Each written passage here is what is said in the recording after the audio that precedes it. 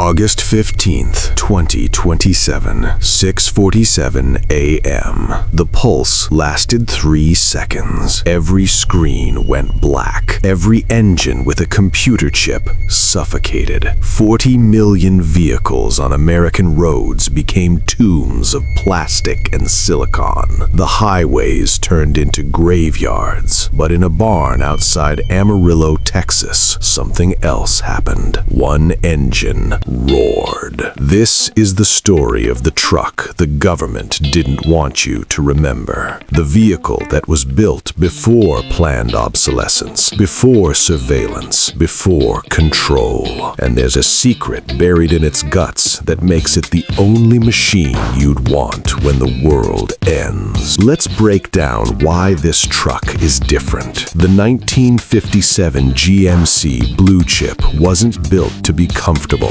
It was built to work, and work meant hauling timber in Montana winters, pulling drill rigs through West Texas mud, and surviving decades of abuse that would turn a modern pickup into recycling. The body, 18-gauge steel. Not aluminum, not plastic cladding, steel. The kind that stops shrapnel and doesn't crumple when you look at it wrong. The glass, flat panes you can replace with a tape measure and a hardware store. No sensors, no defrosters that fail, just glass. The suspension, leaf springs front and rear. No airbags that leak, no electronic dampers that need a dealer scan tool. You can fix this with a wrench and a torch. But here's the kicker, and this is where most people misunderstand old trucks. The 57 GMC does have an electrical system, 12-volt with a generator,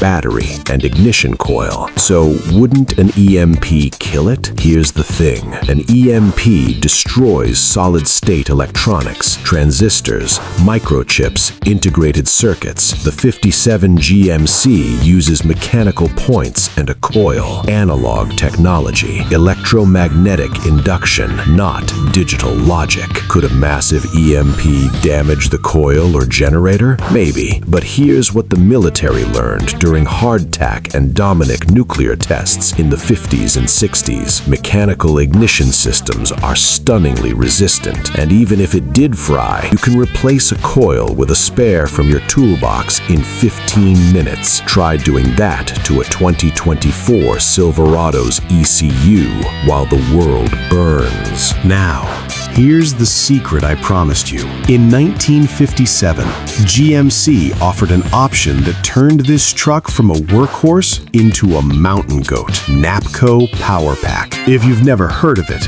that's intentional. NAPCO, Northwestern Auto Parts Company, built the most bulletproof 4x4 conversion system ever bolted to an American truck, and the military loved it. This wasn't some bolt-on gimmick. This was a full front axle replacement with a gear-driven transfer case, aircraft-grade steel shafts, and a locking mechanism you could engage with a floor-mounted lever. The system was so overbuilt that forest services, oil companies, and even the Army used these trucks in places where Jeeps got stuck and died. The nickname? The Mountain Goat. Here's why that matters in an apocalypse scenario. When the interstates fail, when fuel stations are looted, when society collapses to a 50-mile radius around your homestead, mobility is survival. The NAPCO 4x4 lets you go where pavement ends, where FEMA can't reach you, where the government forgot you exist. And you don't need a computer to diagnose why it's not working. You can see the problem. You can fix the problem. That's freedom.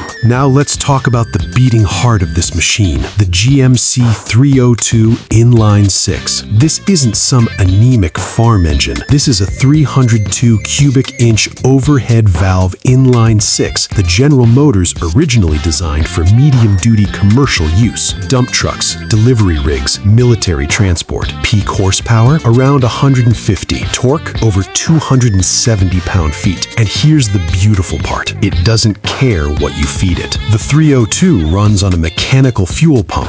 No electronics, no high-pressure injectors, no fuel management computer. In a survival scenario, that means you can run this engine on low-octane gas scavenged from decades-old tanks, kerosene blends, even aviation fuel if you're desperate. The Inline-Six design is thermally efficient, understressed, and has only 7 main bearings. It's agricultural-grade reliability wrapped in cast iron. And if you want to go deeper, some preppers swap in a 12-valve Cummins 4BT, a mechanical diesel with 0 electronics. Pair that with the NAPCO 4x4, and you've got a truck that'll run 500,000 miles on used vegetable oil if it has to. But even stock, the 302 is a post-apocalypse legend waiting to happen. So you found a 57 GMC. Maybe it's in a barn.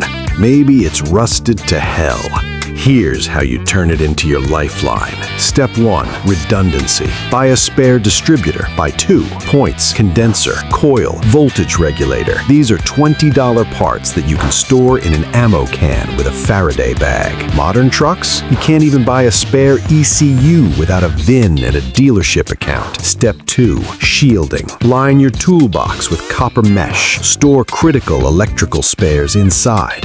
A basic Faraday cage costs $50 and might save your life. Step 3. Fuel independence. Install a secondary fuel tank. Ditch the original 20-gallon for a 50-gallon retrofit. Range is survival. Step 4. Armor the basics. Replace rubber fuel lines with steel braided. Swap out the radiator for a heavy-duty brass core. Add a manual fuel pump backup. Step 5. Go dark. No GPS, no low jack, no OnStar. This truck was built before the surveillance state, and that's a feature, not a bug. What you've built isn't just a truck.